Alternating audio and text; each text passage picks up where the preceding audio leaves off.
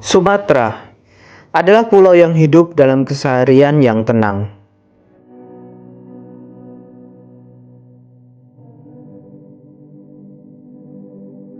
Sebelum banjir menghantam Sumatera, tidak ada tanda besar yang terlihat. Kota-kota tetap hidup, masyarakat beraktivitas normal, dan cuaca tampak seperti hari-hari yang lain. Tapi di balik ketenangan itu, Sumatera telah berubah. Hutan-hutan yang dulu menahan air perlahan hilang. Sungai-sungai yang dulu lapang kini menyempit. Kota-kota meluas tanpa ruang bagi air untuk kembali ke tanah. Sumatera tampak tenang, tetapi fondasinya diam-diam rapuh. Dan pada akhirnya hujan bukan lagi sekedar hujan, hujan menjadi bencana.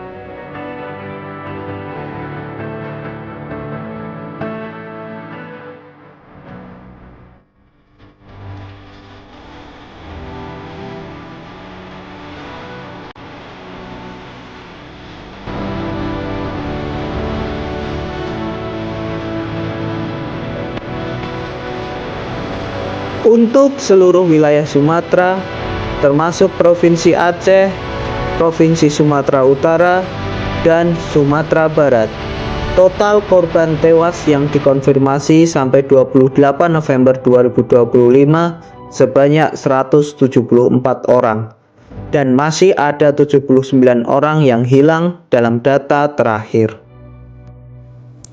Banjir besar yang melanda Aceh, Medan, Sibolga, dan Padang dan sekitarnya bukan sekedar bencana alam biasa. Dalam hitungan jam, kota-kota yang sebelumnya tenang berubah menjadi lautan air. Rumah terseret arus, jalan lumpuh, dan ribuan orang mengungsi. Tapi apa sebenarnya yang terjadi? Mengapa banjir kali ini begitu parah? Dan bagaimana kondisi hutan Sumatera ikut menentukan besarnya bencana? Salah satu penyebab langsung banjir adalah hujan yang ekstrim. Saat hujan deras terjadi dalam waktu yang singkat, volume air yang turun jauh melebihi kapasitas tanah dan drainase.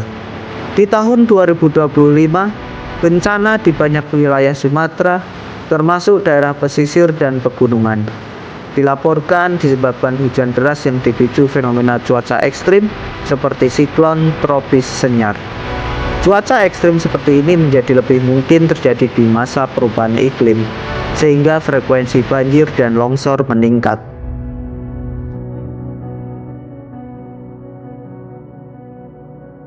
Lalu sebenarnya apa siklon tropis Senyar itu?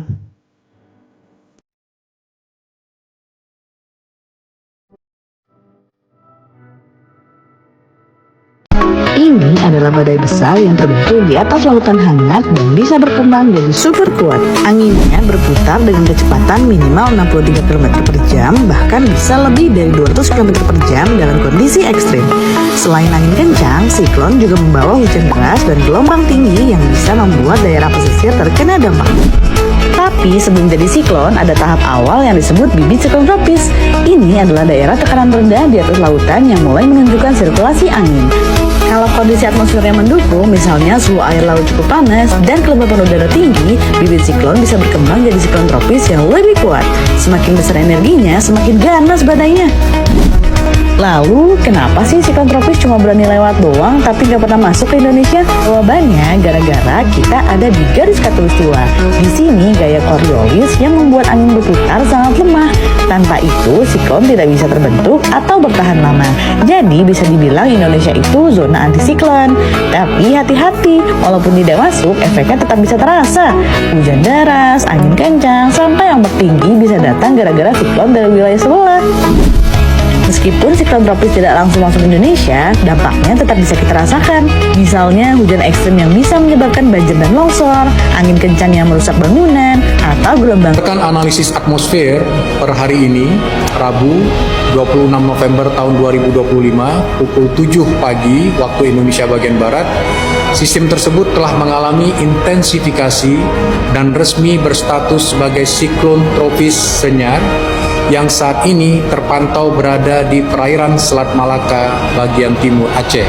Kecepatan angin maksimum di sekitar sistem dapat mencapai hingga 43 knot atau 80 km per jam, dan sejak 6 jam terakhir, siklon ini bergerak ke arah barat daratan Aceh dengan kecepatan pergerakan sekitar 10 km per jam. Dampak sistem terhadap kondisi cuaca di Aceh dan Sumatera Utara diprediksi signifikan, dengan potensi hujan sangat lebat hingga ekstrim yang dapat disertai angin kencang. Prediksi terus bergerak mendekati pesisir Aceh dan memiliki kemungkinan melakukan pendaratan atau landfall, dan dalam 6-24 jam ke depan diperkirakan akan terus bergerak ke arah barat dan barat daya serta berinteraksi dengan daratan. Sistem diperkirakan akan melemah secara bertahap.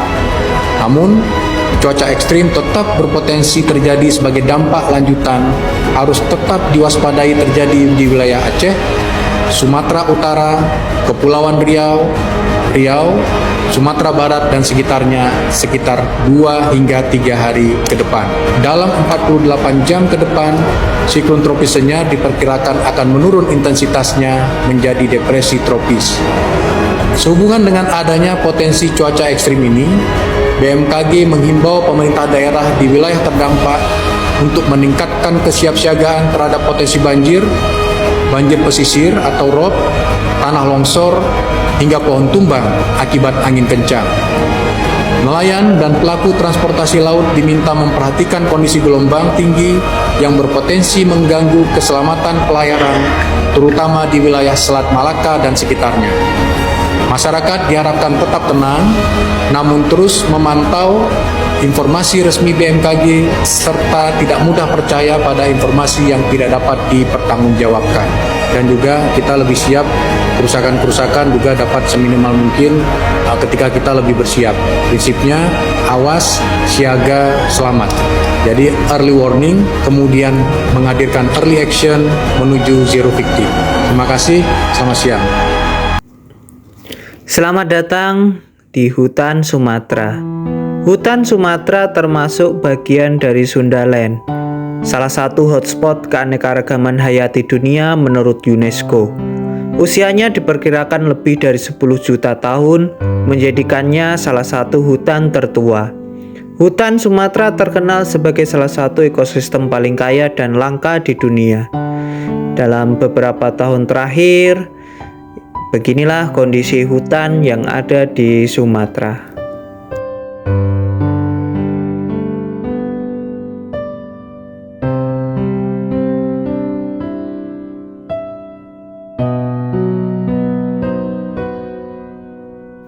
Data deforestasi Sumatera, 91.248 hektar hutan hilang di Sumatera di tahun 2024. Deforestasi total Indonesia 261.575 dan Sumatera menyumbang 35% dari seluruh deforestasi di nasional.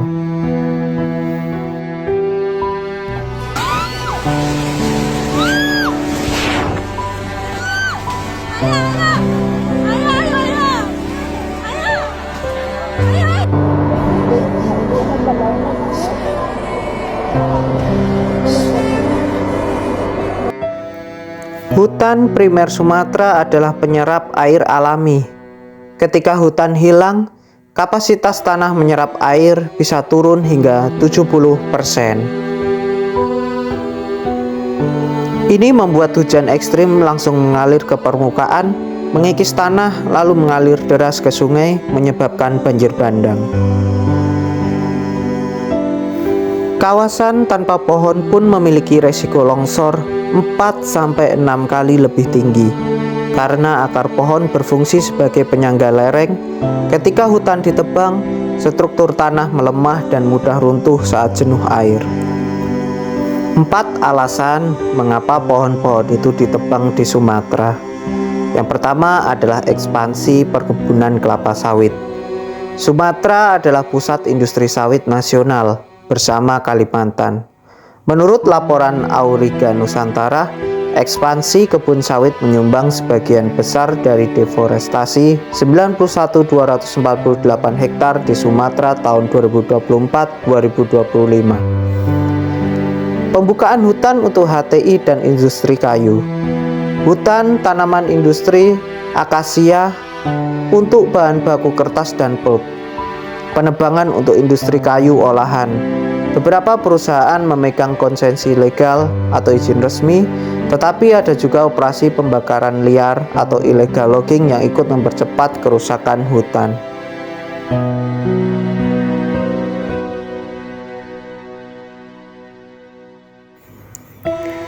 Yang ketiga adalah pertambangan legal dan ada yang ilegal. Sumatera memiliki tambang batu bara, tambang emas, tambang nikel, tambang batu dan mineral lainnya. Area tambang butuh pembukaan lahan besar untuk pit, hauling, base camp, crushing, dan fasilitas logistik. Selain tambang legal, laporan Walhi dan Auriga menyebutkan banyak tambang ilegal ikut membuka hutan terutama di Aceh dan Sumatera Utara.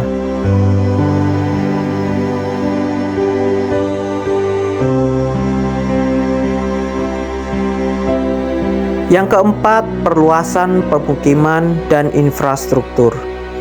Faktor ini meningkat setiap tahun. Ada perumahan, ada jalan desa dan kecamatan, jalur lintas baru, proyek PLTA, embung, bandara, dan jalan tol.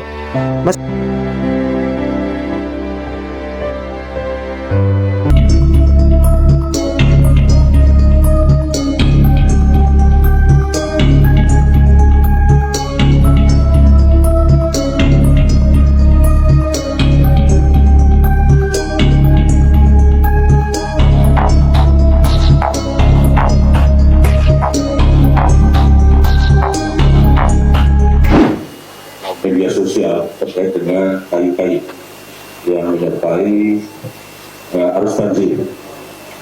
Salah satu hasil analisis sumber-sumber kayu itu disampaikan oleh Pak Wamen juga. Satu adalah kayu lampu, dua juga kayu yang akibat tadi siklon tadi, pohon tumbang ya, dan ketiga juga di area-area penebangan kayu-kayu yang biasanya dari area penebangan. Tadi juga disampaikan oleh Pak Wamen, kita deteksi bahwa itu dari PHT di APR. PHT adalah penebang hak atas tanah. Nah, di area penebangan yang kita deteksi dari PHT itu di APR, memang secara mekanisme untuk kayu-kayu yang tumbuh alami itu mengikuti regulasi kehutanan, dalam hal ini adalah SIPU, Sistem Informasi Penataan Hasil Hutan. Jadi ada proses ke sana dari itu didukung oleh legalitas nanti oleh perangkat desa, camat, desa, camat, dan pada saat tentu kaitan kayu ada melibatkan banyak entitas. Salah satunya adalah dinas kehutanan atau dinas yang menangani urusan kehutanan. Kira-kira itu, jadi terus gabung sendiri tadi juga disampaikan oleh Pak Wakil Menteri, Pak Wamen, sudah melakukan operasi-operasi yang terkait dengan modus operandi pencucian kayu melalui PHT tersebut. Jadi ini kita dalami terus, termasuk Senin nanti kita juga akan menyampaikan rilis perkembangan penanganan PHT yang kita tangani di Mentawai bersama Satgas PKH.